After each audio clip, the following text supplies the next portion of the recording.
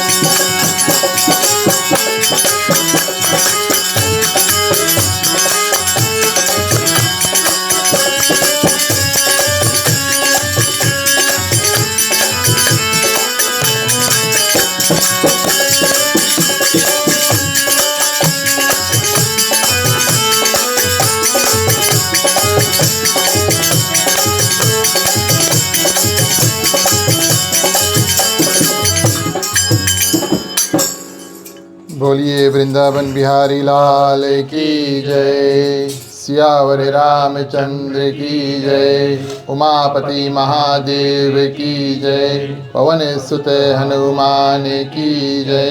राधे प्रिय कृष्ण चंद्र की जय। श्रीमद् भागवत महापुराण की जय। सनातन विश्व धर्म की जय। बोलो भाई सब संतन की जय। उपस्थित आदरणीय श्रोतागण, इस साल के श्री कृष्ण अष्टमी के हम और आप मिलकर के दूसरे दिवस में प्रवेश कर चुके हैं और दूसरे दिवस में आप सभी का हार्दिक हार्दिक स्वागत, अभिनंदन और धन्यवाद। आप सभी को अपना समय को निकाल कर यहाँ पर आएँ।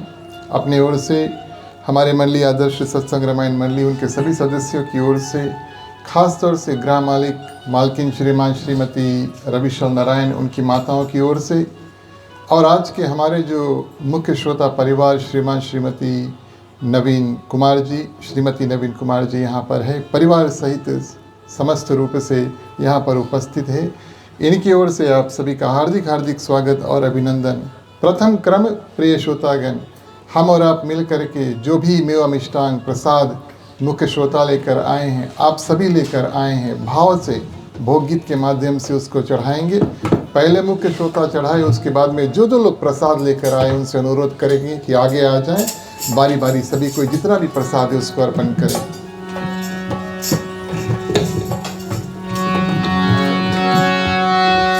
अभी शाम माला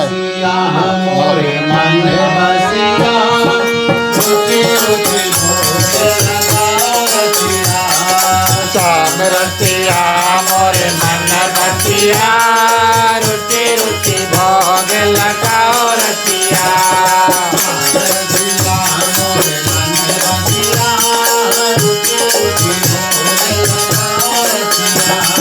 श्याम रतिया मोरे मन बतिया, रुचि रुचि भोग लगाओ रतिया।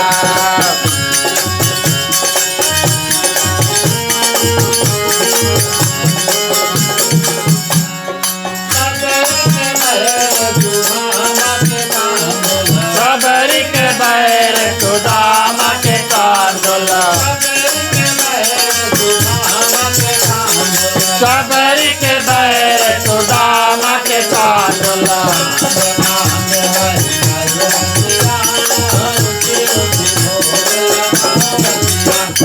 कान रतिया मोरे मन बतिया, रुचि रुचि भोग लगाओ रतिया।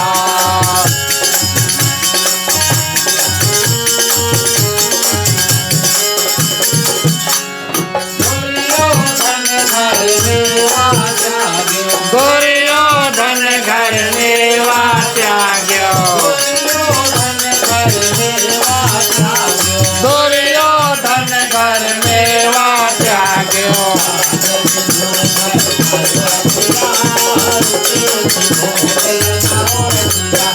स्वाम रतिया मोरे मन बतिया, रुचि रुचि भोग लगाओ रतिया।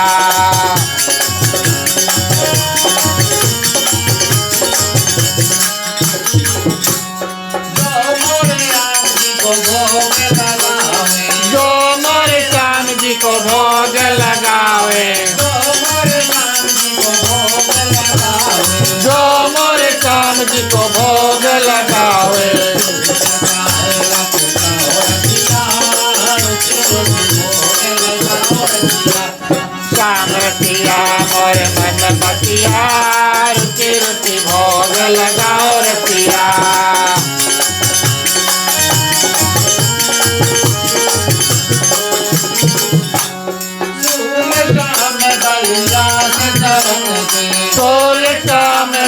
बलियास चरण के सूर्य श्याम बलियास चरण के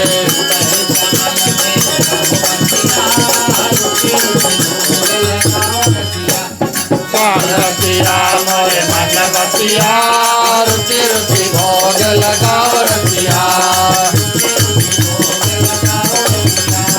रुचि रुचि भोग लगाओ।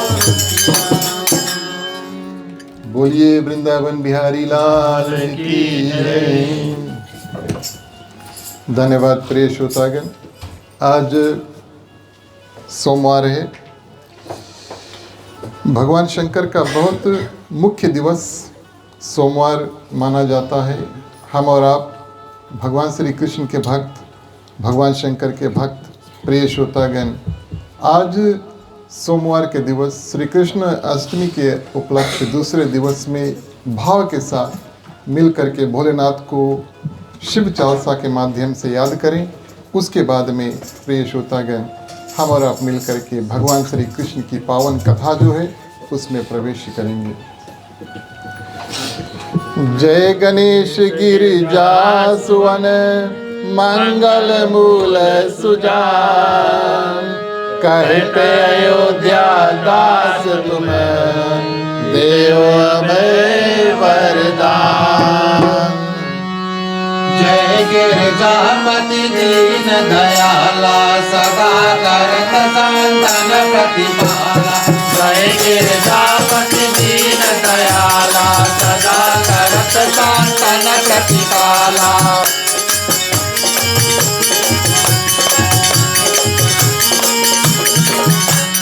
बाल चंद्रमा को हथनी गए कानन कुंडल नाग फनी के अंग गौर चिर गंग लगाए मुंड माल तनुसार लगाए बास काल बागांबर सोहे सभी को देखी नाथ मुनि मोहे।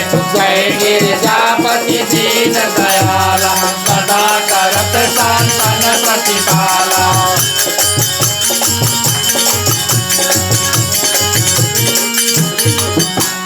मैना मातुकी हवे दुलारी वाम अंग को हत सभी नारी कर त्रिशूल को हत सभी भारी करत सदा सातुन सहकारी कांदी गण को है का कैसे सागर माध कमल है जैसे कार्तिक शाम और गणराय यह कवि को कही बात न पाओ।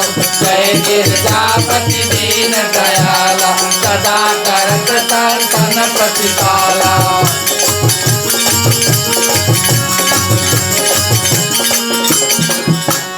देवन जब ही जाय पुकारा तब ही दुख प्रभु आप निवारा। किया उपास अवतार भारी देवन सब मिल तुम्हें जुआरी। तुरत पहचानन आप पकाया लवन एक महामारी गिरायो। आप जलंधर असुर सहारा सुरत तुम्हार विदित संसारा। जय गिरिजापति दीन दयाला सदा करत संतन प्रतिपाला।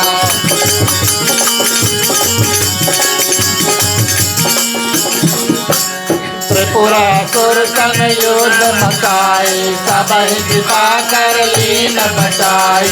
किया तपहि भागीरथ भारी पुर प्रतिज्ञा तार पुरारी।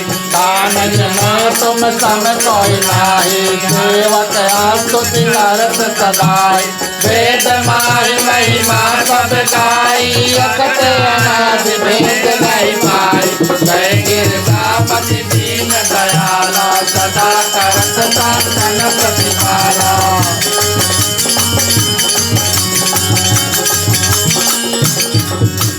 प्रगति उठापि मथन ते ज्वाला डरत सुरासुर भये बिहाला कीन दया तह करहि सहाय नीलकंठ तब नाम कहाय पूजन रामचंद्र जब कीना जीत के लंक विभीषण दीना पाठ कमल में हो रहे भारी कीन परीक्षा सबहि पुरारी जय गिरजापति दीन दयाला सदा करत संतन प्रतिपाला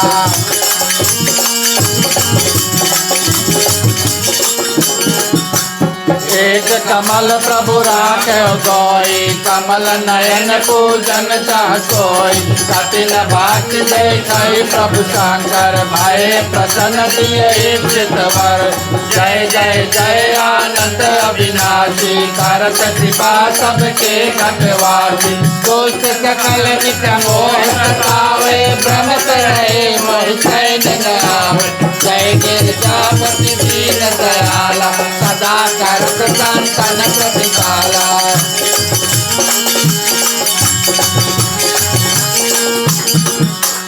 त्राहि त्राहि मैं नाथ पुकारो यही अवसर मैदान उबारो माता पिता भ्राता सब कोई संकट में पूछत नहीं कोई स्वामी ये कहे आस तुम्हारी आए हरो मम संकट भारी धन निर्धन को देत सदाही जो कोई जाके तो फल पाए जय गिरजापति दीन दयाला सदा करत संतन प्रतिपाला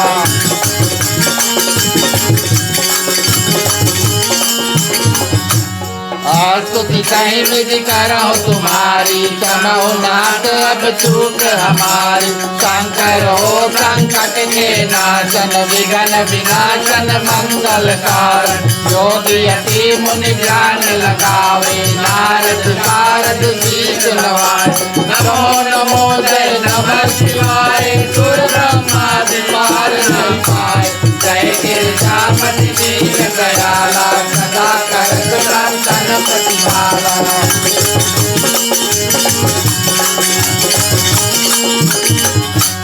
जोया पाठ करे मन लाई तापर होते शंभु सहाय इन्हें जो कोई हो अधिकारी पाठ करे तो पावन हार पुत्र होने करे का कोई निश्चय शिव प्रसाद से होय पंडित त्रयोदशी को लाए ज्ञान पूर्वक होम कराए जय गिरजापति दीन दयाला सदा करत संतन प्रतिपाला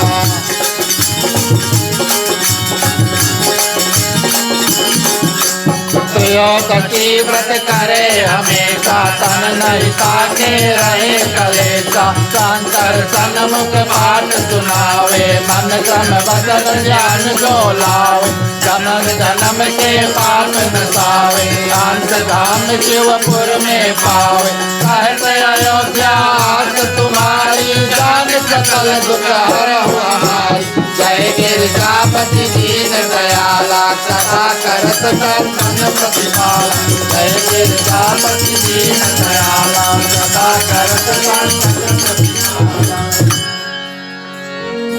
नित्य नेम करी प्रातः ही पाठ करो 40 तुम्हें मेरी मनोकामना पूर्ण करो जगदीश मगसर छति है मंत्र संवट 64 ज्ञान आस्तुति 40 शिव ही पूर्ण कीने कल्याण बोलिए उमापति महादेव की जय।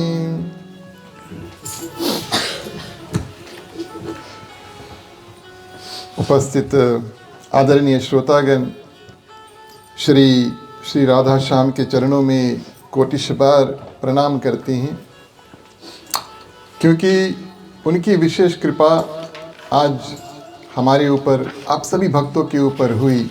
जो भक्त भगवान श्री कृष्ण की कथा में पधारे उनके हृदय में साक्षात राधे कृष्ण जी का वास हुआ, उनको हम प्रणाम करते हैं। इस ग्राम निवास में हमारे ग्राम मालिक मालकिन समस्त परिवार श्रीमान श्रीमती रविशल नारायण, उनकी पुत्री, उनकी माताएं की ओर से आप सभी का बहुत बहुत स्वागत, अभिनंदन और धन्यवाद। अपना परिवार का, मंडली का या उनका निमंत्रण स्वीकार करके आप सभी को अपना बहुमूल्य समय को निकाल कर यहाँ पर आएँ। आप सभी की ओर से, अपनी ओर से और मंडली की ओर से ग्रह परिवार को विशेष रूप से बहुत बहुत धन्यवाद, शुभकामनाएं और आशीर्वाद। जो इस साल के श्री कृष्ण अष्टमी का जो पावन क्रम है अपने आंगन में करने का हमें और आपको अवसर जो है उसको प्रदान किया।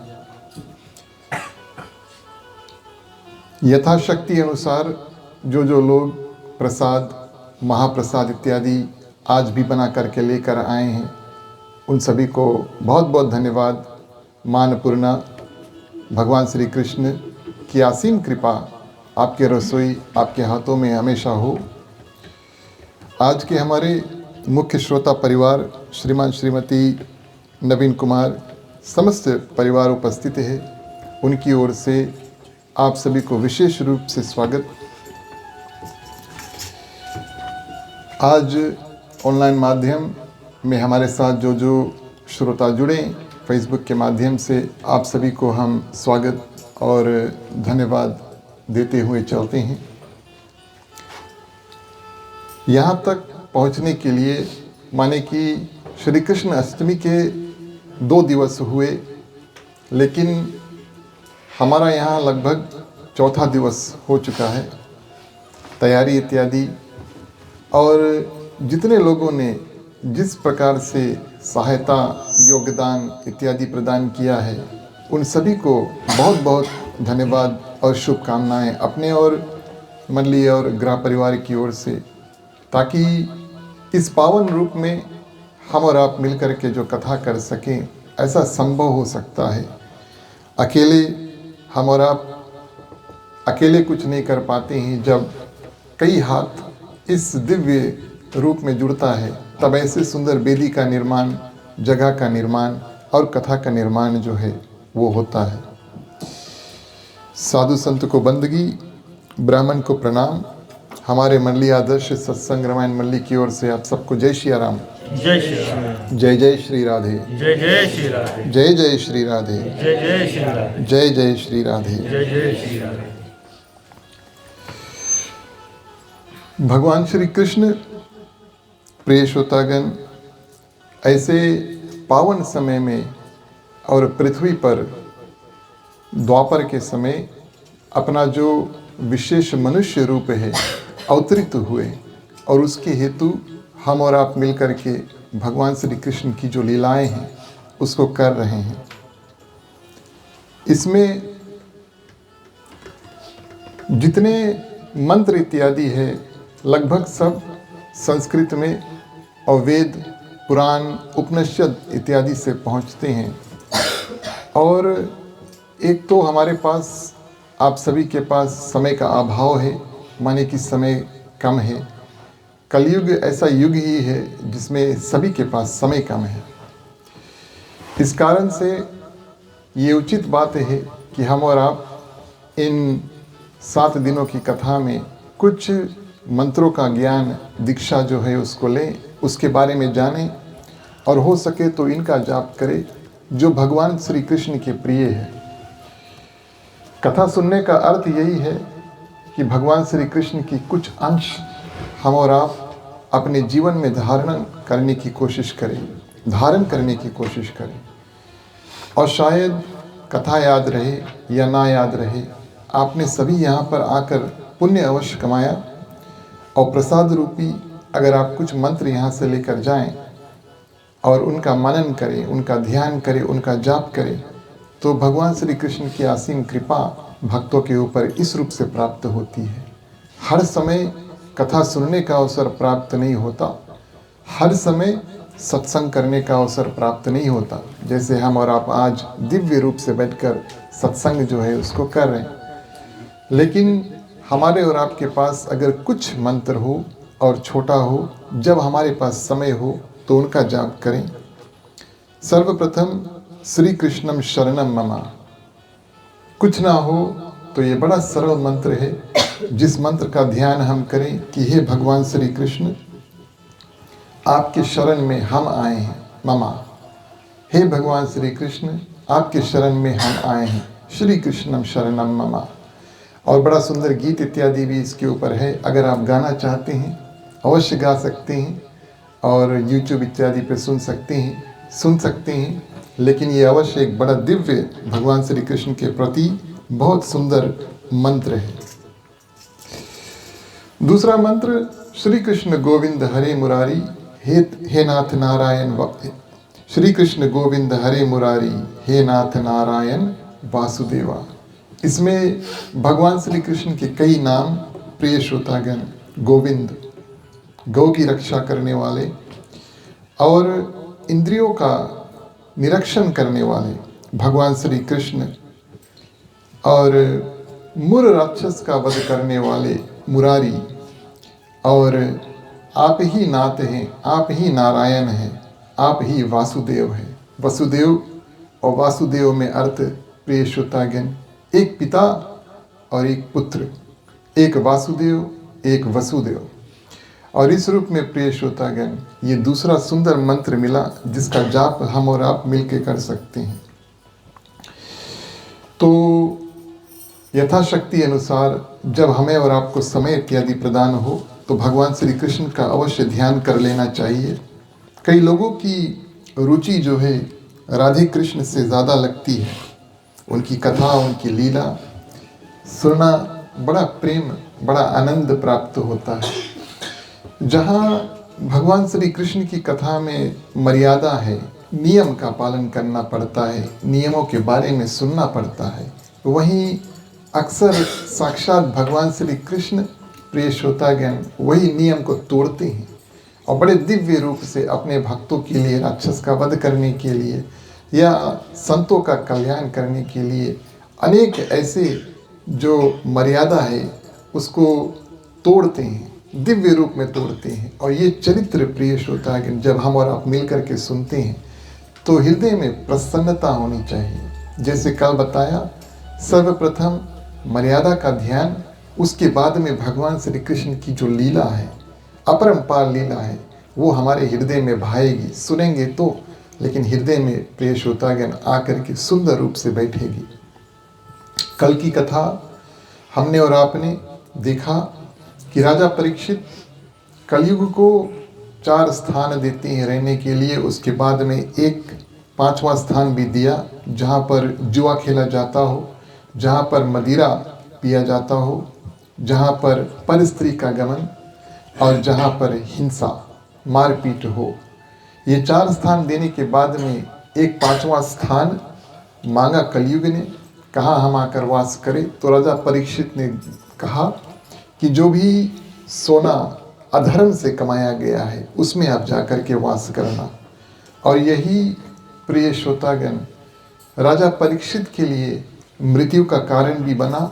लेकिन जिस रूप से उन्होंने अपने मृत्यु को अपनाया है वो हमारे लिए दिव्य श्रीमद् भागवत महापुराण कथा और ग्रंथ रूप बनकर आया। कलयुग में अवगुण काफ़ी ज़्यादा है, प्रिय श्रोतागण, लेकिन एक बहुत सुंदर गुण भी है।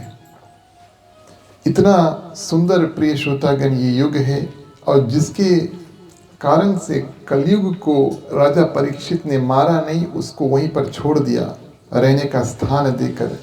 प्रिय श्रोतागण, नाम संकीर्तन से, जैसे हम और आप सभी जानते, कलयुग केवल नाम आधारा, सुमिर सुमिर नर उतरे पारा। इस युग जैसा सुंदर कोई युग नहीं है। सतयुग, त्रेता, द्वापर, कलयुग के क्रम अलग अलग थे।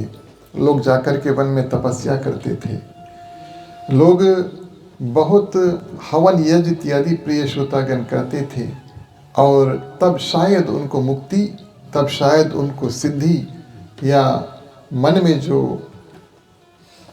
उनके जो फल स्वरूप जो भी उनकी मन इच्छा है उनको प्राप्त होती थी। लेकिन कलयुग नाम के आधार पर, प्रिय श्रोतागण, सिर्फ भगवान श्री राम, भगवान श्री कृष्ण, भोलेनाथ इत्यादि देवी देवताओं के नाम जाप मंत्र से ही, मात्र से ही, प्रिय श्रोतागण, हमारा और आपका कल्याण इस पृथ्वी पर और मुक्ति के जो द्वार है उसको खोद कर हमारे लिए धर देता है। इस कारण से राजा परीक्षित ने, प्रिय श्रोतागण, और जो कलयुग को मारा ने उसको छोड़ दिया, रहने के स्थान दे दिए। संतों ने बड़े सुंदर रूप से स्थान बता दिए, यहाँ पर मत जाओ और ऐसे ऐसे कर्म जो है नहीं करो। और उसके बाद में, प्रिय श्रोतागण, मुक्ति के जो रास्ते उसको निकाल दिए। वादा अनुसार हम और आप श्रीमद् भागवत महापुराण के, प्रिय श्रोतागण, 10वें स्कंध में जिसमें भगवान श्री कृष्ण की दिव्य लीलाएं हैं उसको करेंगे। आज भगवान श्री कृष्ण की छठी से लेकर कथा शुरू करेंगे। जन्म के कारण की कथा आगे अवश्य पेश करेंगे और बड़े सुंदर भाव से हम और आप उस कथा का श्रवण करेंगे जब नंद बाबा, प्रिय श्रोतागण, नंद उत्सव जो होता है, नंद उत्सव का नियम ऐसा है कि भगवान श्री कृष्ण का जो जन्म है वो तो रात्रि में हुआ था। भगवान श्री कृष्ण का जन्म रात्रि में हुआ, जैसे भगवान श्री रामचंद्र जी का जन्म दिन में हुआ। भगवान श्री कृष्ण का जन्म तो रात्रि में हुआ, लेकिन उनको वहाँ पर देखने के लिए और ख्याल करने के लिए कोई था नहीं। इस योग निद्रा के माध्यम से माने सभी कोई सोए हुए थे उस समय, प्रिय श्रोतागण। और वसुदेव जी भगवान श्री कृष्ण को टोकरी में लेकर आकर के और धर देते हैं। नंद उत्सव अगले दिवस दिन में सबको पता चला, प्रिय श्रोतागण, कि जब भगवान श्री कृष्ण का जन्म हो चुका है और उस समय नंद उत्सव को करते हैं। नंद उत्सव के बाद में सर्वप्रथम भगवान श्री कृष्ण की जो छठी है उसको आती है। हम और आप जानते हैं छठी क्या है। भगवान श्री कृष्ण की छठी उसी रूप से हुई जिस तरह हम और आप, प्रिय श्रोतागण, अपने घर पे जब पुत्र या पुत्री हो तब उसकी छठी को करते हैं। 6 दिवस का क्रम ये एक संस्कार है और इस संस्कार के माध्यम से, प्रिय श्रोतागण, पृथ्वी माँ का पूजन किया जाता है कि जो पुत्र या पुत्री है इनका जन्म भी इसी पृथ्वी पर हुआ। जो कर्म ये करेंगे यही पृथ्वी पर करेंगे और इनका अंतिम जो माने कि अंत्येष्टि क्रिया है, अग्नि दाह संस्कार इत्यादि इसी पृथ्वी पर होगा। तो हे पृथ्वी मैया, आप ही के बालक या पुत्री है, आप इनकी सुरक्षा करना।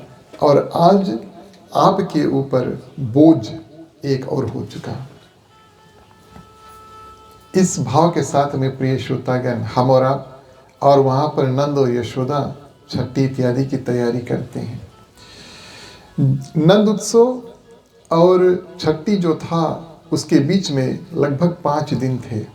नंद बाबा ने सोचा कि यहाँ पर बहुत शुभ कार्य हुआ है, यानी कि लाला का जन्म हुआ। और उन्होंने सोचा कि ब्राह्मणों को तो बहुत दीक्षा दिया, उन्होंने कई हजार लाख गाय जो है, प्रिय श्रोतागण, श्रीमद् भागवत महापुराण में वर्णन है कि नंद बाबा ने दान दे दिया। गांव वासियों के लिए, गोप गोपियों के लिए, प्रिय श्रोतागण, सोना चांदी इतना महत्व नहीं रखता जितना गाय बैल और बछड़े इत्यादि रखते हैं।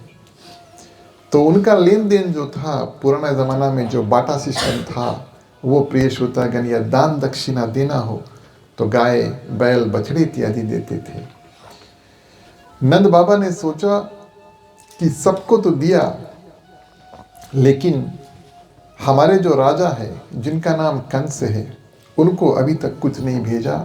इस कारण, प्रिय श्रोतागण, कुछ घी, दही, गाय बछड़े इत्यादि ले करके और नंद बाबा मथुरा के लिए प्रस्थान कर देते हैं।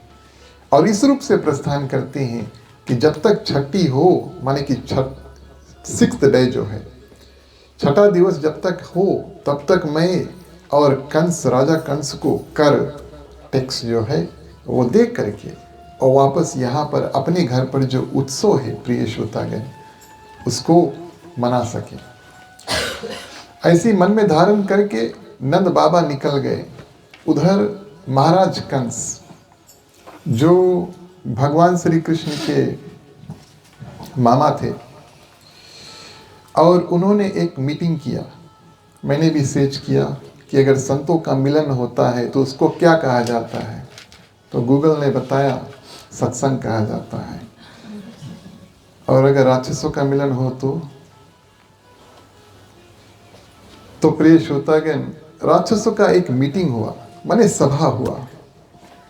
और उस सभा में कंस ने जितने निशाचर थे जिनको वो जानते थे प्रिय श्रोतागण, उनको बुलाया और उनसे बताया कि योग माया जो है ये चेतावनी देकर गई है कि तुम्हारा काल जो है उसका जन्म हो चुका। देवकी का 8वां पुत्र तुम्हारा जो काल है वो जन्म हो चुका। योग माया तो कंस के हाथ से छूट गई, लेकिन वो कंस को चौकन्ना यानी कि चेतावनी देकर तब गई है। अब महाराज कंस प्रिय श्रोतागण इतने भयभीत कि कोई बालक अभी अभी जन्मा है जो मेरा काल बनेगा आगे चल के। और इस दुख के कारण, इस पीड़ा के कारण प्रिय श्रोतागण क्या करते हैं, एक सभा का आयोजना करते हैं। जितने राक्षस मित्र उनके थे सबको बुलाते हैं और इस रूप में प्रिय श्रोतागण कहते हैं ऐसा ऐसा हुआ, मेरी कुछ सहायता करो। उसमें पूतना थी। इनकी विशेषता प्रिय श्रोतागण कि ये आकाश में उड़ सकती थी और इस रूप से पूतना जो थी अविद्या के रूप में संतों ने इनको अविद्या यानी कि इग्नोरेंस जो है वो माना है। तारीफ की बात, भगवान श्री कृष्ण ने बाल लीला में प्रथम एक स्त्री राक्षसी को वध किया और उसी रूप भगवान श्री राम ने भी ताड़का का वध किया। जो भी अविद्या के रूप में आता है, हमारे और आपके जीवन में अविद्या जब आती है, इसका अर्थ ये है कि हमें पता नहीं है हमें क्या करना चाहिए। पूतना इस रूप में प्रिय श्रोतागण भगवान श्री कृष्ण के पास आती है। तो ये सभा जब हुआ तो कंस महाराज के सामने पूतना आकर के कहती है कि महाराज, मुझे अच्छा लगता है बच्चों का वध करना। अगर आप चाहो तो आपके लिए आसपास गांव में जितने बच्चे हैं मैं उनका वध जो है वो कर सकती हूँ। तो महाराज कंस ने कहा, कैसे वध करोगी? मैं उनको दूध पिला पिला करके और स्तन पे विष जो है यानी कि जहर यानी पॉइजन लगा करके उनका वध कर दूंगी। अरे पूतना, तुम अगर ऐसा करोगी तो गांव में, हर एक गांव में ऐसे पता चल जाएगा कि कुछ हुआ है जिस कारण से बच्चे जो है अपने जो बच्चे जो है वो दूध पी पी करके मर रहे हैं। तो पूतना कहती है, आप चिंता नहीं करो महाराज, मैं जहां पर जाऊंगी मैं उस बालक की माता का रूप धारण करके जाऊंगी। गोकुल में पहुंचने से पहले मथुरा और गोकुल के बीच रास्ते में प्रिय श्रोतागण जितने भी गांव पूतना को मिले, बहुत तेजी से चलती क्योंकि वो उड़ सकती है। जगह जगह पर जा कर के पता लगाती है कि जहाँ पर कोई बालक अभी पैदा हुआ है उसी के माँ का रूप वो धारण करती है, ताकि घर के अंदर जब प्रवेश करे तो किसी को ये शक ना हो कि कोई बाहर का आ करके और उस बच्चे का जो हत्या है वो करना चाहते हैं। तो पूतना ने कहा राजा कंस से कि इस रूप से मैं बालकों का वध करूंगी कि माताएं सोचेंगी कि उनमें किसी प्रकार की कमी थी या परिवार में किसी प्रकार का कमी था। और ये बात आप सभी कोई जानते हैं, और द्वापर का समय नहीं था, यहाँ से वहाँ बात फैलेगा नहीं। गांव में अवश्य पता चलेगा, लेकिन दूसरे तीसरे गांव में ऐसी बात फैलने से पहले आपका जो शत्रु है उसका वध हो चुका होगा। अभी तो यहाँ पर कुछ हो तो आपका पड़ोसी जाने की आवश्यकता नहीं है, आप उनको कॉल करके या मैसेज भेज सकते हैं, है कि नहीं। लेकिन वो ज़माना था प्रिय श्रोतागण जो लोग माने गांव में रहते थे तो गांव ही में बात करते थे, कभी काल दूसरे तीसरे गांव में जाते थे। तो इस रूप में ये जो प्लेन है प्रिय श्रोतागण बन चुका। हर एक राक्षस जो है जिसका वध और भगवान श्री कृष्ण ने किया। गोकुल भगवान श्री कृष्ण के लिए बड़ा दिव्य स्थान है। गोकुल के बाद में भगवान श्री कृष्ण वृंदावन में रहे काफ़ी दिन, रासलीला इत्यादि किया। विशेष बात ये प्रिय श्रोतागण कि हाथ में हथियार उठाए जब वो गोकुल और वृंदावन से बाहर निकले, जहाँ भगवान श्री राम जितने राक्षसों का वध किए हैं और उनको धनुष बाण इत्यादि से मारे हैं, वहीं पर बाल लीला के समय भगवान श्री कृष्ण जितने राक्षसों का वध करते हैं, अनेक अनेक तरीकों से, अनेक लीलाओं के माध्यम से उनका वध करते हैं, लेकिन एक भी प्रिय श्रोतागण हथियार जो है, एक भी हथियार उठा करके, ना धनुष बाण ना तलवार इत्यादि उठा करके उनका वध करते हैं। संतों ने बताया कि भले भगवान श्री कृष्ण का जन्म हो चुका, लेकिन कंस को अभी कुछ साल आगे रहना है। कई कारण बताए प्रिय श्रोतागण। एक तो कंस के पाप का जो घड़ा है अभी इतना नहीं भरा कि उसका वध हो सके। विधाता ब्रह्मा जी सबके लिए एक निश्चित समय लिखते हैं कि इस समय आपका अंत काल जो है वो आएगा। कंस का अभी वो समय आया नहीं, और इस रूप में प्रिय श्रोतागण समय अभी बाकी है। दूसरा, भगवान यशोदा मैया को ये आश्वासन पुनर्जन्म में दे चुके हैं। आगे हम और आप इस कथा का श्रवण करेंगे 2-3 दिन बाद, जिस रूप से, और वही माँ कौशल्या जो है वो यशोदा मैया बनती है। 14 वर्ष जो भगवान श्री राम के बिना रही, भगवान श्री कृष्ण रूप में प्रिय श्रोतागण उनको पूर्ति किया, और इस कारण से भगवान श्री कृष्ण देवकी माँ से दूर रहे, कंस के पाप का घड़ा भी भरे, और इधर यशोदा माँ, नंद बाबा, गोप गोपियों के साथ में प्रिय श्रोतागण ये जो प्रेम की लीला है उसको भगवान श्री कृष्ण भरपूर रूप से कर सके। ऐसे दिव्य रूप से प्रिय श्रोतागण भगवान श्री कृष्ण क्या करते हैं, अपनी लीलाओं को करते हैं।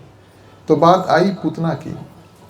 मीटिंग हो चुका, पूतना उड़ते उड़ते प्रिय श्रोतागण कई जगहों पर पहुंचती है, और जहाँ जहाँ उनको बालक मिलते हैं, पुत्र मिलते हैं, मैल मिलते हैं, जिनका अभी अभी जन्म हुआ है और 1 महीने से छोटा है, प्रिय श्रोतागण उनका वध पूतना जो है वो करते करते करते तब गोकुल पहुंचती है।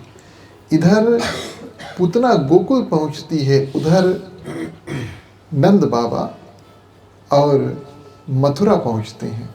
कंस को कर दिया, कंस ने स्वीकार किया। नंद बाबा ने सोचा चलो यही बहाने प्रिय श्रोतागण जाएं और देवकी वसुदेव से मिल आए। कथा माध्यम अंत समय जब भगवान श्री कृष्ण कंस का वध करते हैं तो अपने माता पिता देवकी वसुदेव और अपने नाना उग्रसेन को कारागार से निकालते हैं। लेकिन इस समय जब देवकी वसुदेव से नंद बाबा जाकर के मिलते हैं तो आसानी से जाकर मिल सकते हैं। ये मतभेद ये कैसे हुआ, ये श्रीमद् भागवत महापुराण में लिखा नहीं है। हो सकता है कि क्योंकि कंस अपने राक्षसों को भेज देते हैं सब ओर, इस समय देवकी वसुदेव और अपने पिता को कारागार से निकाल ही देते हैं। लेकिन कथा में ऐसा आया कि नंद बाबा आकर के वसुदेव और देवकी से मिले। अब नंद बाबा जब आकर के मिले, वसुदेव जी को बिल्कुल पता है प्रिय श्रोतागण कि नंद बाबा के घर पर उनका ही पुत्र है, वही तो लेकर गए थे टोकरी में, उनको पता है। लेकिन वसुदेव जी इस भावना के साथ में आए हैं कि कंस जो है इनके 8 पुत्रों को और उनका वध कर चुका है, तो उनको संतावना देने के लिए आए हैं।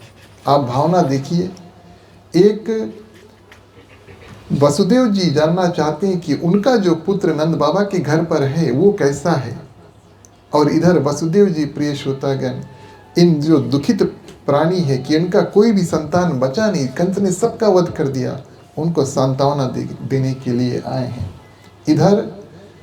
और वसुदेव जी को प्रिय श्रोतागण इस बात का भय है कि किस कारण से, और योगमाया ने कंस को इतला कर दिया, बता दिया कि आपका जो काल है वो जीवित है, तो जरूर कंस कोई ना कोई उपाय करेगा कि जाओ और उस बालक का भी वध करो। तो नंद बाबा प्रिय श्रोतागण से निवेदन करते हैं वसुदेव जी कि आप यहाँ पर बहुत ज़्यादा देर ना रुकें, आप वापस जाएं, मुझे ऐसा लगता है कि गोकुल में कुछ होने वाला है। इतना तक कह दिया, लेकिन ये राज कि वो पुत्र और मेरा पुत्र है, ये बात प्रिय श्रोतागण और नंद बाबा को नहीं बताया।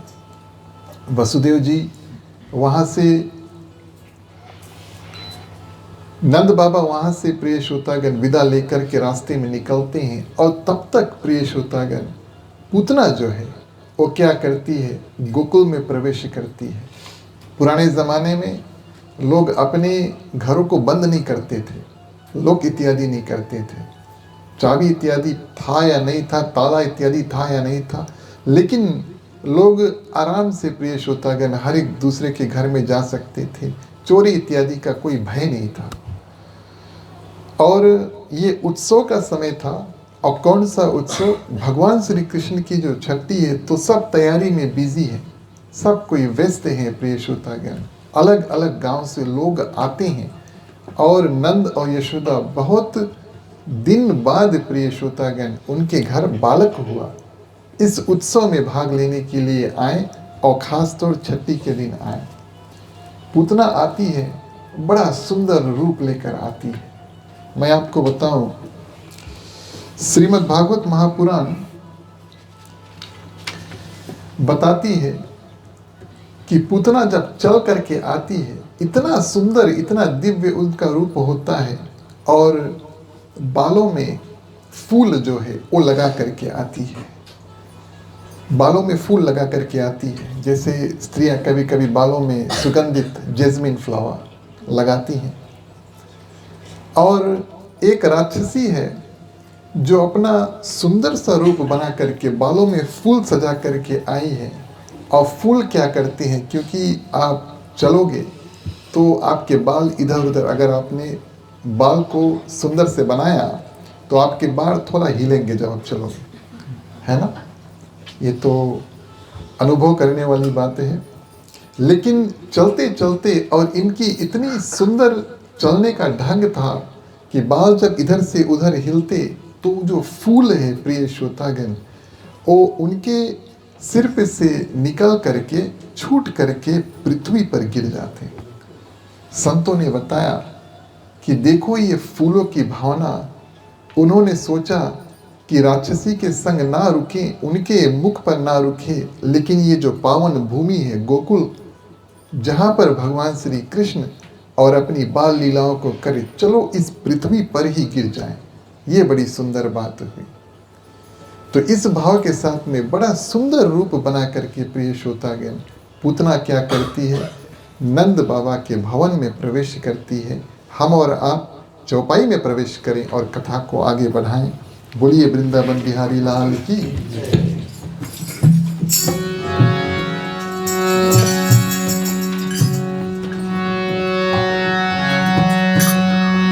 प्यारे प्यारे श्रोतागण आओ चले, शेष नाम की कथा सुने। प्यारे प्यारे श्रोतागण आओ चले, शेष नाम की कथा सुने।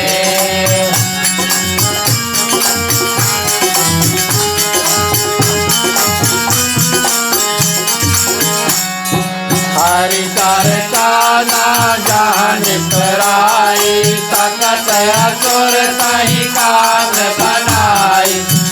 दिन शोभन सुंदर नारी, पहुँचे गोकुल ग्राम भंगारी। प्यारे प्यारे श्रोतागण आओ चले, एक नाम की कथा सुने।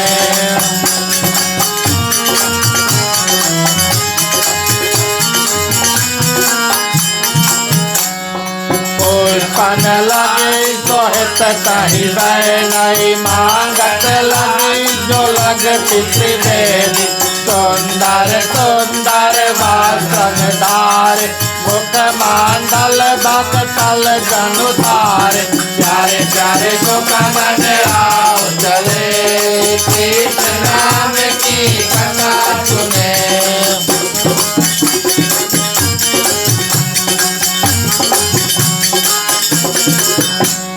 चितवनिका सुखताज है, चितवनिका सुखताज है, तथा मधुर मुस्कान हो।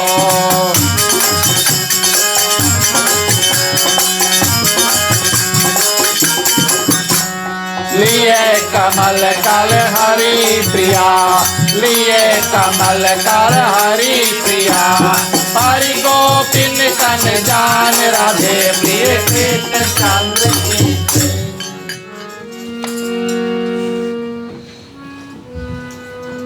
इस पावन रूप में सुंदर रूप बना करके प्रिय श्रोतागण नंद भवन में और पूतना आती है। जैसे कि हमने आपसे बताया, ये तो साक्षात यशोदा माँ का रूप धारण करके आई, और जैसे जैसे जितने भी और बालक थे उनका वध उन्होंने किया, उनकी साक्षात माताओं का रूप धारण करके किया। इस कारण से नंद भवन में जब घुसी तब किसी ने प्रिय श्रोतागण और मुड़कर नहीं देखा, अपितु उनकी सुंदरता की तारीफ प्रिय श्रोतागण संतों ने, गोप गोपियों ने उनको चलते अंदर जाते हुए देखा। बोले आज यशोदा माँ तो अलग रूप से सुंदर लगती है। और बालक प्रिय श्रोतागण भगवान श्री कृष्ण को अपने हाथों में लिया और उनको स्तन से दूध जो है, जिसमें कालकोट वृक्ष जो है लगाकर आई है, उनको पिलाने लगी। भगवान श्री कृष्ण इस विचार में पड़ गए कि ये तो पूतना मौसी आई है, मामा ने भेजा है ना, तो मामा के बहन मौसी हुए कि नहीं? सही बात है कि नहीं? नाता में मैं थोड़ा वीक हूँ, इस कारण से आपसे पूछ रहा हूँ। मामा के बहन क्या लगते हैं? मौसी ना? सही है ना? चलो ठीक है।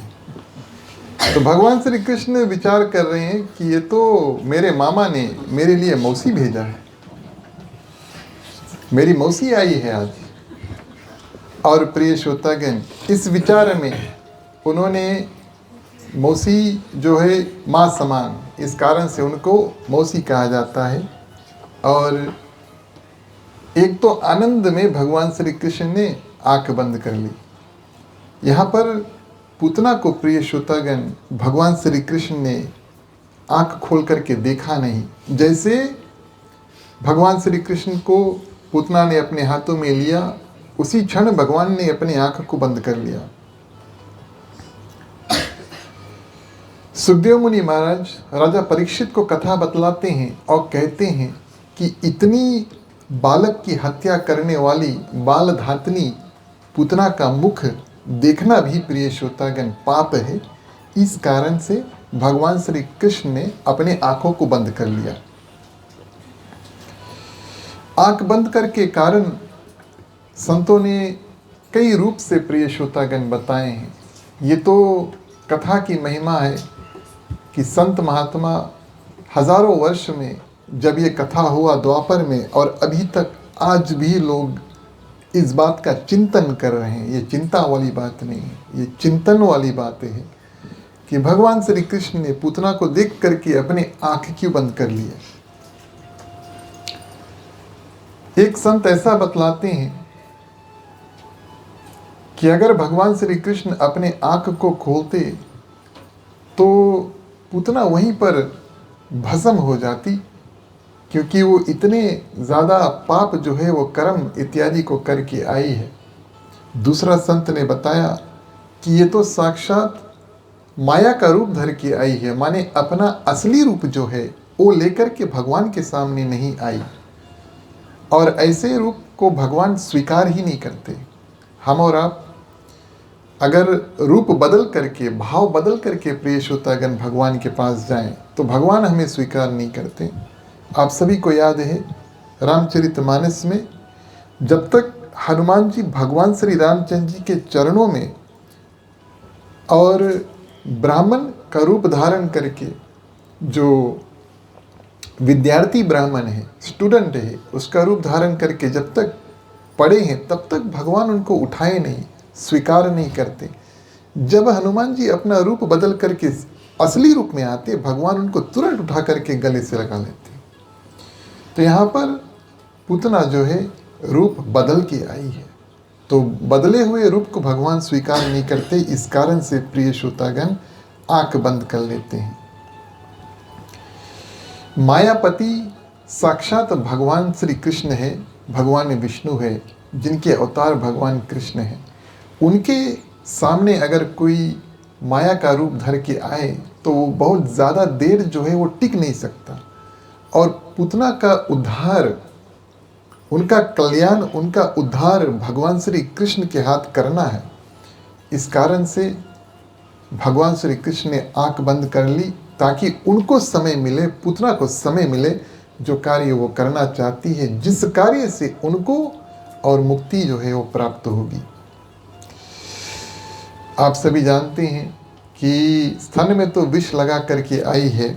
भगवान श्री कृष्ण ने सोचा कि चलो हम तो कृष्ण लीला करने के लिए यहाँ पर आए हैं, हम तो माखन, मिश्री, दूध, दही इत्यादि खाने के लिए आए हैं, और अगर अपने घर पे ना मिले तो दूसरे, तीसरे, चौथे, पांचवें घर से हम जाकर चोरी करके भी खाएंगे। ये प्लान हम बना करके आए हैं, है कि नहीं? ये प्लान भगवान श्री कृष्ण बना करके आए। घर नहीं मिली दूसरे घर पे जाकर खाएंगे, घरे भी मिली घरला छोड़ के दूसरे घर पे जाकर खाएंगे। ये लीला हम और आप कल इसका श्रवण करेंगे अवश्य। लेकिन यहाँ पर छठे दिवस में मैं तो खाने आया हूँ माखन, मिश्री इत्यादि, दूध, दही, और यहाँ पर प्रिय श्रोतागण कोई आज मुझे विष जो है वो पिलाने के लिए आया है। इस चिंता में आँख को बंद कर लेते हैं। आँख बंद करके भगवान शंकर को याद करते हैं कि हे भगवान शंकर, विष पीने वाले तो आप हैं। नीलकंठ आप नाम पढ़ाए, क्योंकि आपने जो समुद्र मंथन हुआ, जो विष निकला उसको आपने पिया, अपने कंठ में धर लिया। तो हे भगवान शंकर, आज मुझे मौसी जो है वो विष पिलाने वाली है, पूतना। आप मुझे शक्ति देना ताकि हम इस विष का धारण कर सकें। शिव जी का स्मरण करते हैं प्रिय श्रोतागण, और इस बात का ध्यान करते हैं। कभी कभी हम और आप भी ध्यान करते हैं तो अपने आंखों को बंद कर लेते हैं, सोचते हैं, आंखों को बंद कर लेते हैं, ध्यान करते हैं, आंखों को बंद कर लेते हैं। तो इस बात का ध्यान करते हैं प्रिय श्रोतागण कि कौन सा ऐसा कारण हो जिस कारण से इतने पाप कर्म करने के बाद में भी ये मुझे विष पिलाएगी और मैं उनको गति प्रदान करूंगा और ये मेरे परम धाम को पहुंचेगी। संत, ऋषि, मुनि, महात्मा इत्यादि बहुत तपस्या करते हैं, शायद उनको भगवान अपने परम धाम में स्थान जो प्रदान करते हैं।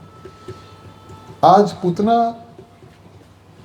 जो अविद्या के रूप में आई है, पाप करते करते आई है, उनका उद्धार मैं करने जा रहा हूँ। पुण्य किया नहीं, लेकिन फिर भी वो संतों से पहले, मुझसे पहले मेरे परम धाम को पहुँच जाएंगी। इसका कारण क्या है? जैसे हम और आप ध्यान लगाते, कभी कभी आंख बंद हो जाता है, तब भगवान श्री कृष्ण भी ये बात याद करते हैं कि किस कारण से इस पूतना को ऐसा सुंदर अवसर प्रदान हुआ कि मेरे दर्शन जो है वो कर सके और दर्शन के बाद में मेरे परम धाम जो है उसको जा सके। भगवान विष्णु के एक अवतार हुए वामन भगवान। बौने थे, छोटे थे। कथा आप सभी को याद है, ये तो श्रीमद् भागवत महापुराण की ही कथा है। लेकिन इसमें भगवान विष्णु वामन रूप धारण करके राजा बलि के आंगन आकर के 3 पग पृथ्वी जो है उसको मांगते हैं। और इतना सुंदर प्रिय श्रोतागण, यही ग्रंथ श्रीमद् भागवत महापुराण बतलाती है कि वामन देव जब अपना बौना वाला रूप धारण करते हैं कितना सुंदर लगते हैं, दिव्य रूप उनका था। और जाकर के 3 पग पृथ्वी जो है उसको मांगते हैं। राजा बलि की एक बहन थी और दूर से आते वामन देव को देखा, बालक रूप में थे, बड़ा सुंदर रूप था। बोले अगर ये मेरा पुत्र होता तो मैं इसको और स्तनपान यानी कि दूध पिलाती। ऐसे उन्होंने मन में धारण किया। भगवान के सामने अगर हम और आप कुछ मांगे प्रिय श्रोतागण, एक भगवान सुनते हैं, दूसरा भगवान देते हैं। भगवान ने कहा तथास्तु, आपको ये अवसर प्रदान होगा कि आप हमें दूध पिलाएं, चलो ठीक है। जब राजा बलि तीसरी पग पृथ्वी के लिए, मैं आपको संक्षिप्त में कथा बताता हूं। जब 3 पग पृथ्वी मांगते समय तीसरी पग के लिए जब जगह नहीं बचा और राजा बलि अपने सिर को नीचे धर देते हैं कि हे प्रभु, आप अपने चरण मेरे सिर के ऊपर रखो, तो यही बहन ने अपने भाई का अपमान मान करके सोचा अगर ये मेरा पुत्र होता तो मैं इसे विष दे करके मार देती। आते समय ये प्रण ठाना कि दूध पिलाएंगे, और जब भाई का अपमान उन्होंने देखा तब उन्होंने ये माना कि विष ही पिला देंगे। भगवान ने बोला चलो ठीक है, द्वापर में आप आना, आप मुझे दूध भी पिला देना और आप मुझे विष भी पिला देना। ये चिंतन में भगवान प्रिय श्रोतागण अपने आंख जो है उसको बंद कर लेते हैं और इस रूप में भगवान श्री कृष्ण जो दूध है वो पीने लगते हैं।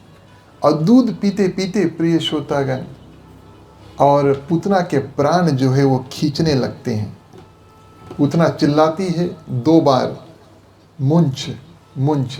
ये संस्कृत शब्द है प्रिय श्रोतागण, और इसका अर्थ है छोड़ो छोड़ो या मुक्ति दो मुक्ति दो। 2 बार पूतना के मुख से ये शब्द निकले। श्रीमद् भागवत महापुराण संस्कृत में बताती है कि 2 बार कहते हैं कि छोड़ दो छोड़ दो।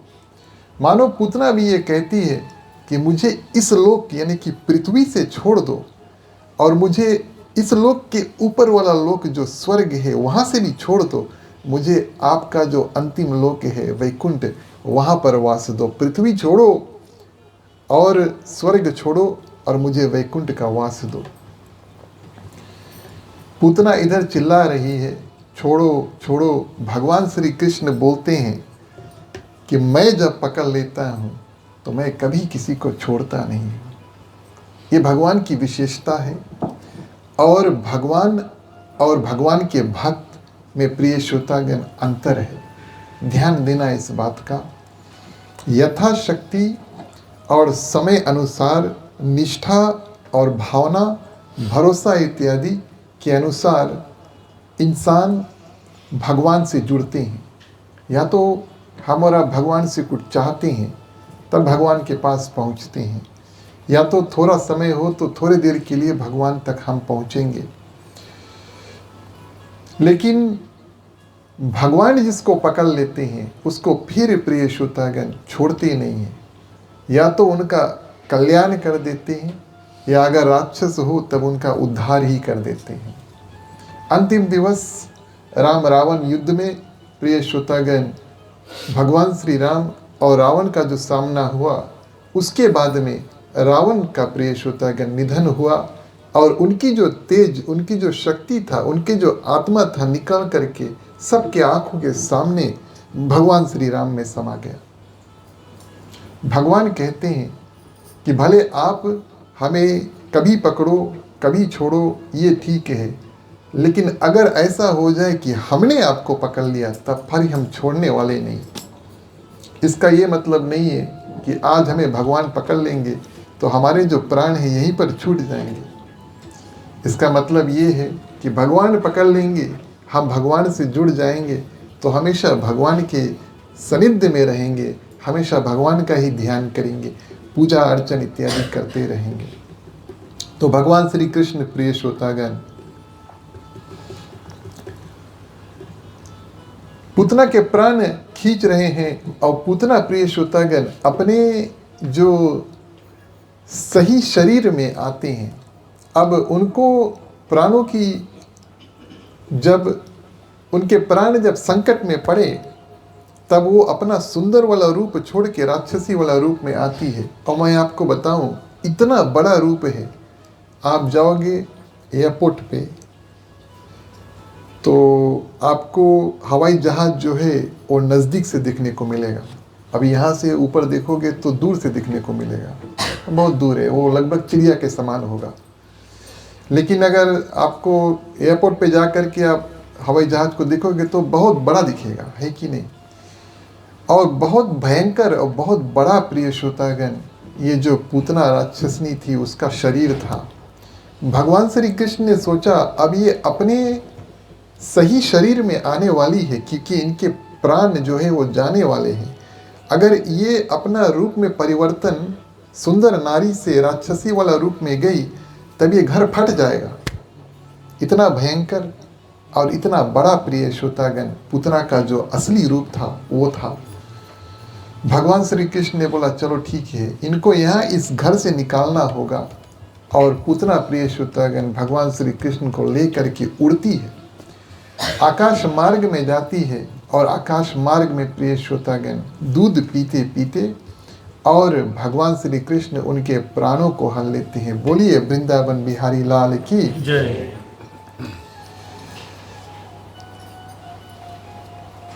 जैसे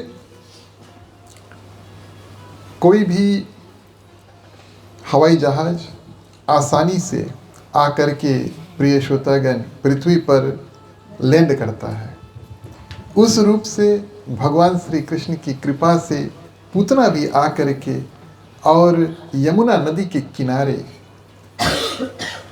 हवाई जहाज अगर कभी कहीं पर गिरे ना हो तो ठीक है, लेकिन अगर कहीं पर गिरे प्रिय श्रोतागण तो पायलट लोगों को भी इस बात का ध्यान देना पड़ता है कि कहाँ पर हवाई जहाज अगर गिरना हो तो गिरे, ताकि पृथ्वी पर जो माने घर है लोग हैं उनको नुकसानी ना पहुँचे। भगवान श्री कृष्ण ऐसे कृपा करते हैं गोकुल वासियों के ऊपर कि इतना भयंकर जो पूतना का शरीर था प्रिय श्रोतागण वो पृथ्वी पर तो गिरा, लेकिन कोई एक गोप या गोपी के जो घर है उस पे प्रिय श्रोतागण आकर नहीं गिरा। और इस रूप में यमुना नदी के किनारे लंबा चौड़ा प्रिय श्रोतागण कौन सा पूतना का जो रूप है आकर स्थिर हुआ। और भगवान श्री कृष्ण माने पूतना की जो पेट है वो ऊपर है और पेट के ऊपर भगवान श्री कृष्ण 6 दिन के और वहाँ पर खेल रहे हैं। और खेलते खेलते प्रिय श्रोतागण इधर से नंद बाबा मथुरा से लौट कर आते हैं और उधर से गोकुलवासी अब जब भगवान श्री कृष्ण घर पर नहीं है तो माँ यशोदा लाला को किसने लेकर गया। और ये दुख और संकट में सभी कोई खोजने को दौड़ते हैं। और धीरे धीरे प्रिय श्रोतागण इधर से नंद बाबा और उधर से प्रिय श्रोतागण गोप गोपियाँ खोजते खोजते यमुना नदी के किनारे पहुँची, जहाँ कन्हैया पूतना के ऊपर बड़े सुंदर रूप से खेल रहा है। चलिए चौपाई के माध्यम से कथा आगे बढ़ाएं। बोलिए वृंदावन बिहारी लाल की जय।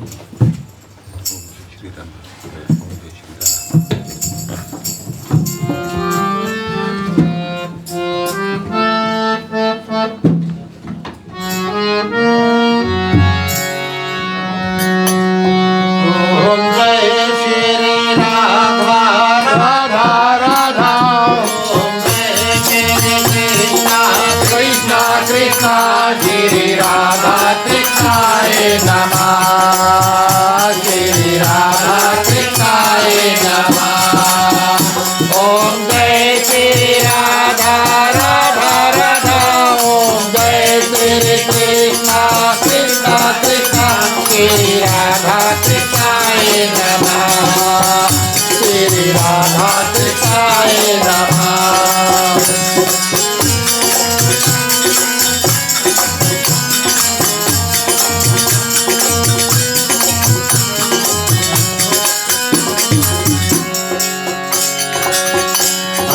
की होती पुतना तन की, निकट गया कर चंदन की, कहीं सन हरि की न हो पाया, भैरव तही पातक नन श्री राधा कृष्णाय नमः। ओम जय श्री राधा राधा, ओम जय श्री कृष्ण कृष्ण कृष्ण, श्री राधा कृष्णाय नमः, श्री राधा कृष्णाय नमः।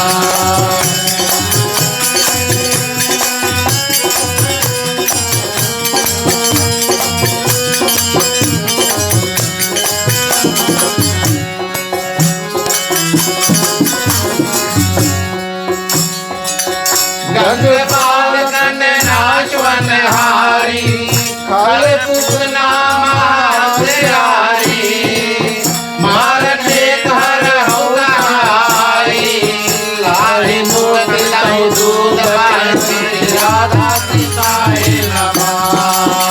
ओम जय श्री राधा राधा राधा, ओम जय श्री कृष्ण कृष्ण कृष्ण, श्री राधा कृष्णाय नमः, श्री राधा कृष्णाय नमः, श्री राधा कृष्णाय नमः।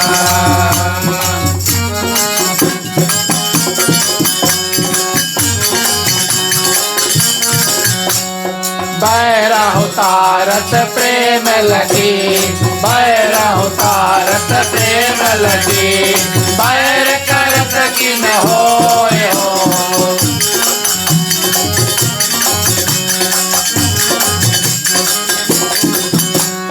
सब जिन कर सरवास हरि, सब जिन कर सरवास हरि, जिन कर बात न कोय, राधे प्रिय कृष्ण चंद्र की जय। दो ऐसे राक्षस थे जो भगवान श्री कृष्ण को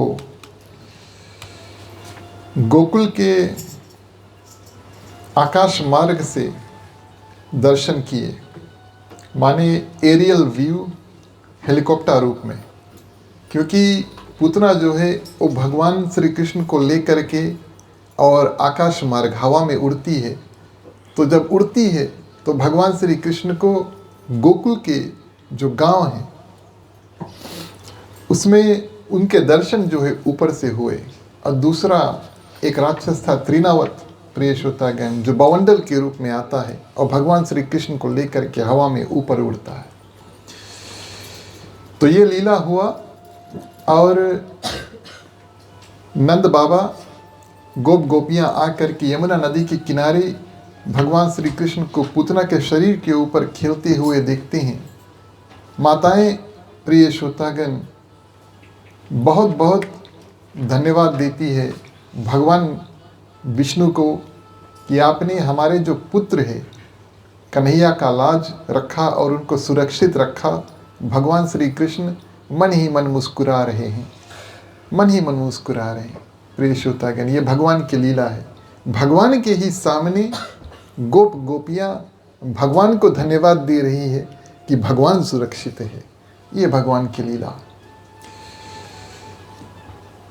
दो कार्य हुआ, एक नंद बाबा और उनके जो साथी थे उन्होंने पूतना का अंतिम क्रिया जो है उसको किया। क्योंकि ये एक राक्षसी थी, उन्होंने ये निर्णय लिया कि इसका देह जो है ऐसे छोड़ना नहीं चाहिए, इसका जो अंतिम संस्कार है इसको जला देना चाहिए। और इधर माताएं अपने रूप से प्रिय श्रोतागण भगवान श्री कृष्ण को, बाल कन्हैया कृष्ण को क्या करती हैं, फिर से पवित्र और पावन करती है यथाशक्ति अनुसार जितना उनके पास ज्ञान था प्रिय श्रोतागण उस रूप में। तो सर्वप्रथम नंद बाबा अपने साथी को लेकर के, शरीर इतना बड़ा था कि पूतना के अंगों को काट काट करके अलग अलग रूप से उनको जलाया गया। लेकिन तारीफ की बात यह है, सुखदेव मुनि बताते हैं राजा परीक्षित से कि जब उनके अंग कटे और गोपियों ने प्रिय श्रोतागण जलाएं तो बड़ा सुंदर सुगंध जो है वो पूरे आकाश वायुमंडल में, हवा में बड़ा सुंदर परफ्यूम सा जो स्मेल है प्रिय श्रोतागण, चंदन अगर गंध जो है, सुंदर सुंदर जो सुगंध है, ऐसे सुगंध प्रिय श्रोतागण और आकाश मंडल हवा मंडल में यानी कि हवा में बिखरने लगे। राजा परीक्षित ने शुकदेव मुनि से इस विचित्र रूप का कारण पूछा कि कैसे ऐसे राक्षसी जो थी और उसके शरीर से तो दुर्गंध निकलना चाहिए, ऐसे सुंदर सुंदर गंध स्मेल जो है, अच्छे अच्छे स्मेल कैसे आ रहे हैं। तो प्रिय श्रोतागण, शुकदेव मुनि ने बतलाया क्योंकि भगवान ने और पूतना को स्पर्श किया, दूध पीते पीते स्पर्श किया, छुआ। जिसको भगवान ने छू लिया प्रिय श्रोतागण, वो पूतना जो अपवित्र है, अपवित्रता ही प्रिय श्रोतागण पूतना है, वो पवित्र बन जाती है। और जिसको भगवान छू लेते हैं उनका जीवन जो है प्रिय श्रोतागण उसी तरह सुगंधित हो जाता है जैसे पूतना का जलता हुआ शरीर में से सुंदर सुंदर सुगंध जो है वो निकलते हैं। ये प्रथम क्रम हुआ। और दूसरा प्रिय श्रोतागण, माताएं यमुना का जल लेकर के और भगवान श्री कृष्ण को नहलाती है और उसके बाद में गौमूत्र से, गाय का जो मूत्र है उसको लेकर के प्रिय श्रोतागण स्नान कराती है और फिर गाय का गोबर लेकर के भगवान श्री कृष्ण के हर एक अंग में लगड़ती है साफ करने के लिए। और फिर से प्रिय श्रोतागण यमुना का जो जल है लेकर के भगवान को नहलाती हैं। ऐसे ऐसे साधन करने के कारण श्रीमद् भागवत महापुराण में बतलाए गए हैं। बिना कारण के प्रिय श्रोतागण माँ यशोदा और गोपियाँ एक क्रम नहीं करती। और यशोदा माँ जब जमुना की जल से स्नान कराती है और गौमूत्र से, ताकि हर एक अंग जो है अलग अलग रूप से भगवान श्री कृष्ण का, बाल श्री कृष्ण का सुरक्षित हो, और मिट्टी का स्पर्श करा करके उनके अंग को साफ इत्यादि करती है। और तो और संस्कृत में उनके मंत्र जो है, हर एक अंग के लिए अलग अलग मंत्र जो है, उन मंत्रों का उच्चारण करके भगवान विष्णु, अन्य देवी देवताओं को याद करके अपने मति अनुसार प्रिय श्रोतागण साक्षात भगवान को उन्होंने पवित्र किया। अब भगवान तो पवित्र है, लेकिन उनको इस बात का ज्ञान नहीं कि ये साक्षात भगवान है। हमारे और आपके लिए प्रिय श्रोतागण ये ज्ञान दिया गया कि ऐसे ऐसे वस्तु हमारे लिए, आपके लिए दिव्य है। गौमूत्र पूजनीय है। जिस वस्तु से भगवान को हम स्पर्श करते हैं, नहलाते हैं, अगर वो भगवान के लिए अच्छा है तो हमारे लिए खराब कैसे हो सकता है। पुराने ज़माने में आप सभी को शायद याद होगा कि फिजी में भी लोग और गोबर से ही अपने जो घर, रसोई का जो जगह था उसको सुंदर रूप से बनाते थे। एंटीबैक्टीरियल है। आज का जो विज्ञान है, साइंस है, अब टेस्ट करके बताता अरे ये तो बहुत अच्छा वस्तु है। और जहाँ जहाँ पर प्रिय श्रोतागण गोबर हो वहाँ पर जो माने साफ सफाई ज़्यादा रहता है, और वहाँ पर जो जहाँ जहाँ पर प्रिय श्रोतागण गोबर हो वहाँ वहाँ पर यानी काफ़ी एंटीसेप्टिक है और औषधि के रूप में काम करता है और साफ रहता है। इस कारण से हम और आप इस्तेमाल करते हैं। तो माताएं बड़े सुंदर रूप से भगवान श्री कृष्ण को वापस अपने मति अनुसार तैयार करते हैं और उसके बाद में भगवान का नामकरण संस्कार हुआ। नामकरण संस्कार ज़्यादातर भगवान, कोई भी बालक हो या पुत्री हो, पैदा हो जाए उसके बाद में नामकरण संस्कार होता है। तो नामकरण संस्कार विधि क्या है? कुल गुरु जो है प्रिय श्रोतागण वो आएंगे और उनके मति अनुसार जो है वो नाम दिया जाएगा। यादवों के कुल गुरु का नाम है गर्गाचार्य जी। वसुदेव जी ने भेजा गर्गाचार्य को कि आप जाओ और नंद बाबा के भवन, और वहाँ पर श्री कृष्ण और बलराम दोनों हैं, आप उनके नामकरण संस्कार को करो। वसुदेव जी के घर पर पधारे गर्गाचार्य ऋषि और बिना ये बात का ज्ञात कि उनको साक्षात वसुदेव जी ने भेजा है, नंद बाबा ने सोचा ये तो बहुत सुंदर रूप से एक बड़े सिद्ध संत हमारे घर पर आए हैं, क्यों ना इनके माध्यम दोनों पुत्रों का जो नामकरण संस्कार है उसको करो। गर्गाचार्य जी ने कहा कि नामकरण संस्कार हम अवश्य कर सकते हैं, लेकिन आपको मेरी एक बात माननी होगी। कौन सी बात? नंद बाबा से कहा कि आप यहाँ पर बहुत उत्सव करते हैं, है ना। नंद उत्सव हुआ जब भगवान श्री कृष्ण आए गोकुल में, और उसके बाद में छठी का उत्सव हुआ जब भगवान करवट बदले, तब भी उत्सव हुआ प्रिय श्रोतागण। तो गर्गाचार्य जी ने कहा ये उत्सव के कारण से काफ़ी राक्षस यहाँ पर आते हैं। अगर आप चाहते हैं कि मैं आपके दोनों पुत्रों का, कृष्ण और बलराम, इनका नामकरण संस्कार करूं, तब ये कार्य गुप्त में होना चाहिए, ताकि किसी को पता ना चले, गांव में किसी वासियों को पता ना चले, कहीं किसी को पता ना चले कि इन दोनों का जो नामकरण संस्कार है वो हो चुका। नंद बाबा ने बात माना। मैं आपको बताऊं, भगवान श्री राम का नाम करण संस्कार भरत, लक्ष्मण और शत्रुघ्न का राजा दशरथ ने बड़े भाव के साथ में बड़े बड़े रूप से किया, दिव्य रूप से किया। अनेक ब्राह्मणों को बुलाया, भंडारा करके प्रिय श्रोतागण, दान इत्यादि दे करके किए। वहीं पर भगवान श्री कृष्ण का नामकरण संस्कार और जो बलराम भैया का नामकरण संस्कार है वो एक गौशाला में हुआ, जहाँ पर घर के अंदर भी नहीं हुआ, गौशाला में हुआ, जहाँ पर गौ माता जाकर के रात्रि को रुकती है। वहाँ पर प्रिय श्रोतागण दोनों बालकों का बड़ा सुंदर रूप से गर्गाचार्य ऋषि जी और नामकरण संस्कार जो है उसको किया। नामकरण संस्कार हुआ, उसके बाद में प्रिय श्रोतागण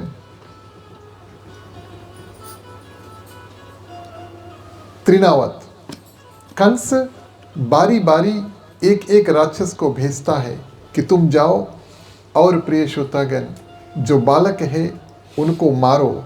और अब उनको पता चल चुका कि गोकुल में ही भगवान श्री कृष्ण यानी कि कंस का जो काल है वो है। इसी कारण से पूतना के बाद में प्रिय श्रोतागण जितने राक्षस आते हैं वो सिर्फ गोकुल आते हैं। पूतना एक ही थी जो अलग अलग गांव के बच्चों को मार रही थी, लेकिन जब पूतना वापस नहीं आई, उनका वध हो चुका। कंस को समाचार मिला कि यमुना के किनारे और गोकुल में ही और पूतना का वध हुआ। उनको इस बात का ज्ञान हो गया कि गोकुल में ही मेरा काल है।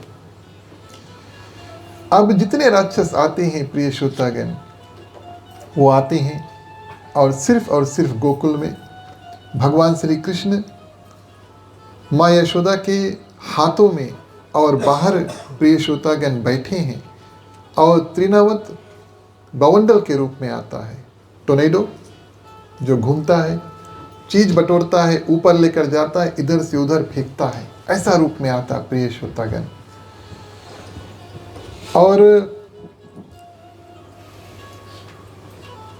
आकर के भगवान श्री कृष्ण के समीप पहुंचा तो भगवान श्री कृष्ण ने सोचा कि मुझे लेकर जाए तो उचित है, लेकिन मैं माँ की गोद में बैठा हूँ और अगर मेरी माँ मुझे ले रही है तो ये अवश्य माता को भी उठा करके लेकर के चल देगा। भगवान वो है जो अपने भक्त, अपने परिवार की सुरक्षा प्रिय श्रोतागण उसके बारे में पहले सोचते हैं कि ये मुझे लेकर जाए, ठीक है, मैं तो इसका उद्धार करूँगा ही, लेकिन मेरी माता को किसी प्रकार से कष्ट ना हो। इस कारण से भगवान अपना वजन जो है यानी वेट जो है वो ज़्यादा करने लगते हैं। ये भगवान की महिमा है, ये हम और आप नहीं कर पाएंगे। जो भगवान ने उस दिन किया वो हम और आप नहीं कर पाएंगे। और क्या किया उन्होंने, उनका जो साइज़ है वही है, लेकिन उनका वेट जो है बहुत ज़्यादा हो गया, गड़ू हो गया। और प्रिय श्रोतागण वजन इतना हो गया, वेट इतना हो गया कि माँ क्या करती है, अब कन्हैया को हाथों में उठा नहीं पाती है और उनको नीचे धरना ही पड़ता, कोई रास्ता नहीं है, इतना वजन हो गए। माँ यशोदा ने सोचा कि शायद मेरे हाथों में बल जो है, बूढ़ी हो चुकी थी ना।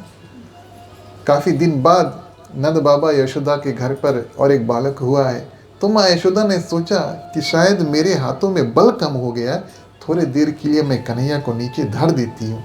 जैसे नीचे धरा प्रिय श्रोतागण, और तृणावत आकर के भगवान श्री कृष्ण को ऊपर आकाश मार्ग में for the second time helicopter view, और गोकुल का प्रिय श्रोतागण, एक पूतना कराई थी और गोकुल का सैर, और दूसरा तृणावत आता है और गोकुल का सैर जो है उसको कराता है।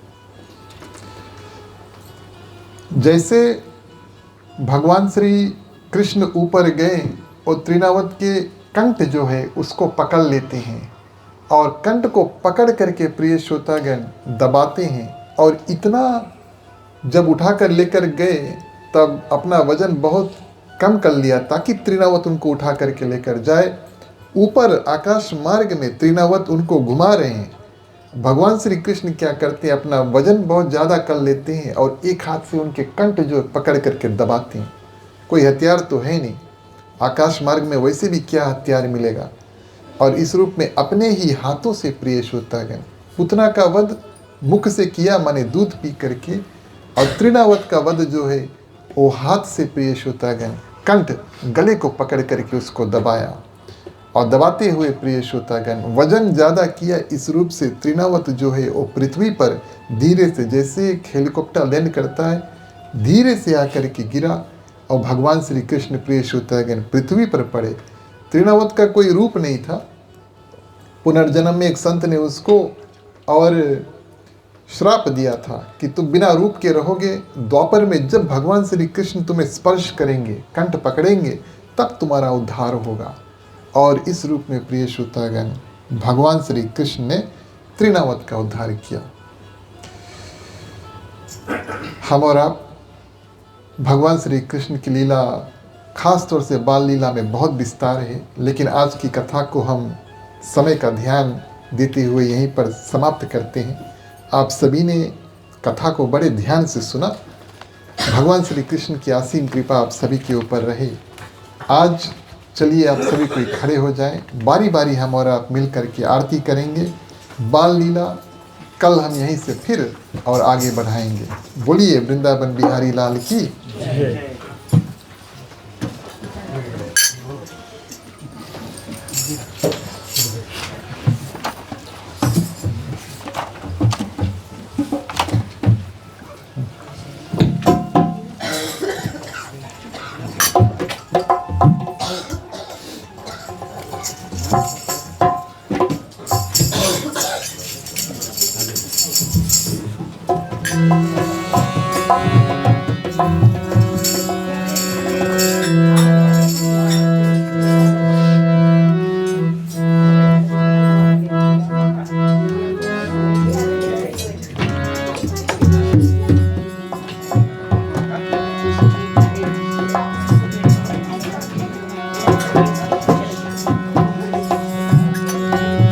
ओम जय श्री कृष्ण हरे प्रभु।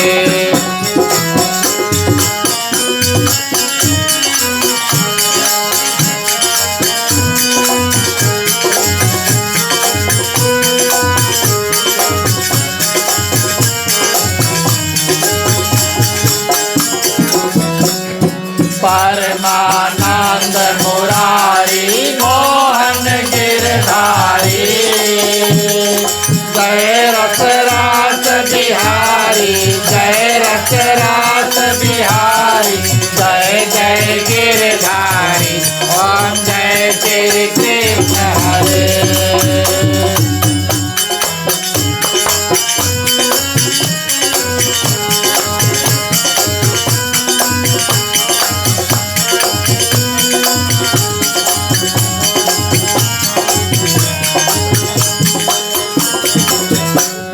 कर कांचन कटी सोहत कानन में बाला, मोर मुकुट पीतांबर, मोर मुकुट पीतांबर, सोहे बनमाला, ओम जय श्री कृष्ण हरे।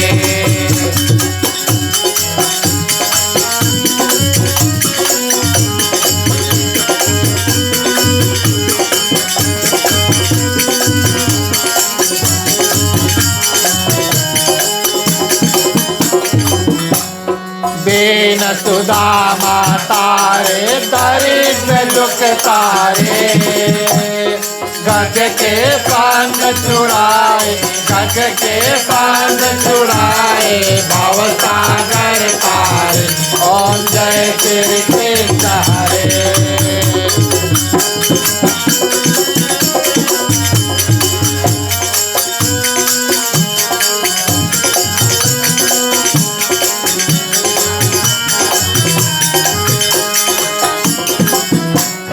हर नाक जप संहारे, नर हरि रूप धरे, पाहन के प्रभु प्रगटे, पाहन के प्रभु प्रगटे, जम के बीज हरे, ओम जय श्री कृष्ण हरे।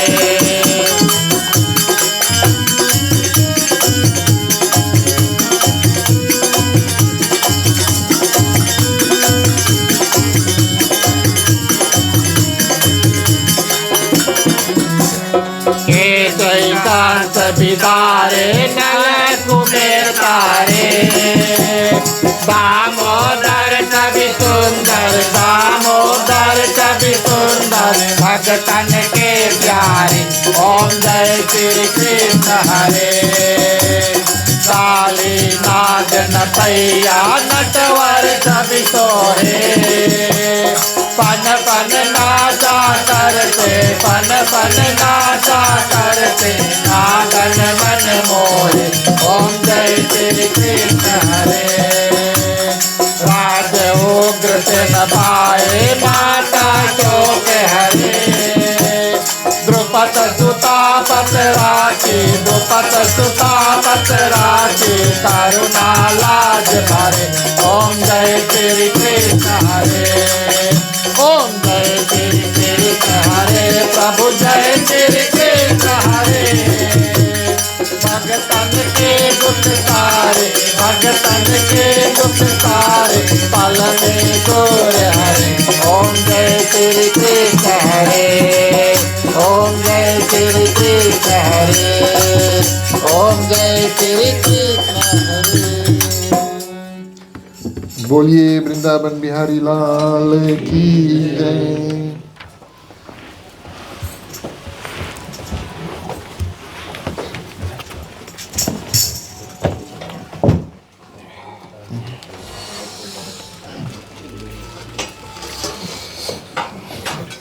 तुम्ही हो माता पिता, तुम्ही हो बंधु सखा, तुम्ही हो जो खिल सके ना वो फूल हम है, तुम्हारे चरणों की धूल हम है, दया की दृष्टि सदा ही रखना, तुम्ही हो बंधु सखा, तुम्ही हो साथी, तुम्ही सहारे, कोई न अपना सिवा तुम्हारे, तुम्ही हो नैया, तुम्ही केवैया, तुम्ही हो बंधु सखा, तुम्ही हो बंधु सखा, तुम्ही हो बंधु सखा, तुम्ही हो।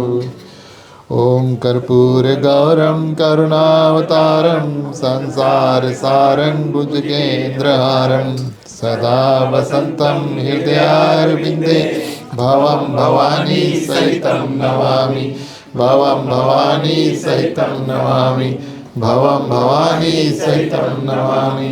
ओम मंगलम भगवान विष्णु मंगलम गरुड़ध्वजा मंगलम पुंडरीकाक्षो मंगलाय तनो हरि।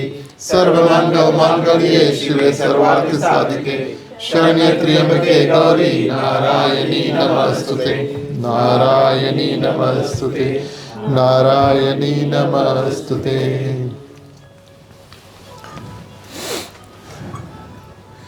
निराजनं समर्पयामि।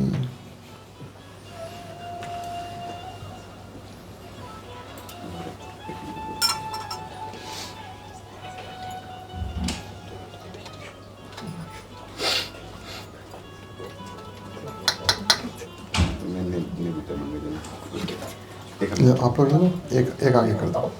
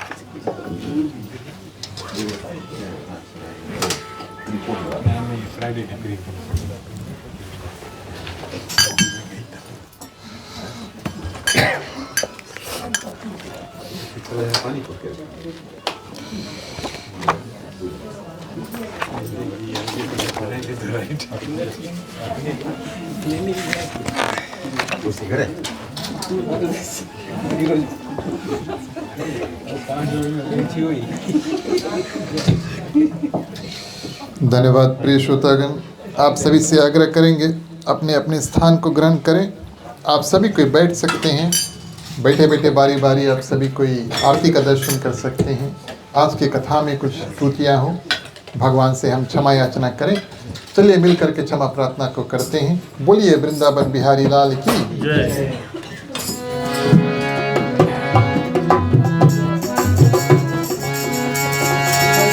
दूर करो दुख दर्द सभा, क्षमा करो भगवान हो। मन मंदिर को ज्वल कर दो, देकर निर्मल ज्ञान हो। जिस घर में हो आरती, चरण कमल चितलाए हो। हरि वाता करे, ज्योत अनंत जलाए हो।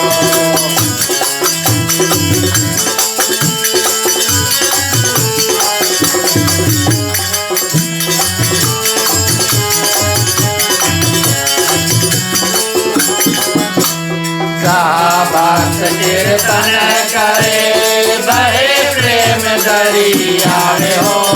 वहाँ हरि चरवन करे, सात लोक से आए हो। सब कुछ दीना आपने, भेंट करूँ जानात हो। चमत्कार का देख लो, जोड़ में दोनों हाथ हो।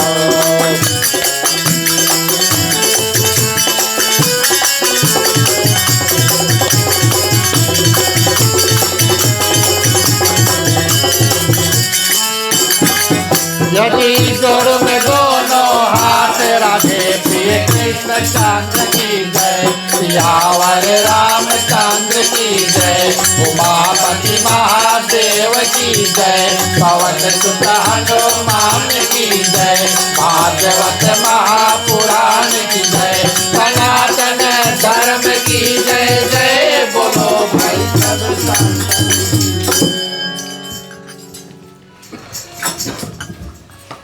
धन्यवाद प्रिय श्रोतागण। अंतिम क्षण में चलिए हम और आप मिल करके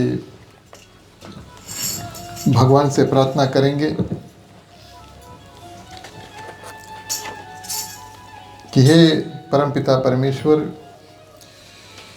हम में, आप में, सभी में, समस्त पृथ्वी, समस्त जंतु में चलते हैं, उड़ते हैं, तैरते हैं, जहाँ जहाँ पर भगवान आपने प्राण को प्रदान किया है, हमें उनमें सभी में किसी प्रकार का दुख तकलीफ है, तो इस प्रार्थना के माध्यम से अपने लिए कल्याण की प्रार्थना और सभी के लिए कल्याण की प्रार्थना करेंगे और ख़ास तौर से भगवान से मांगेंगे।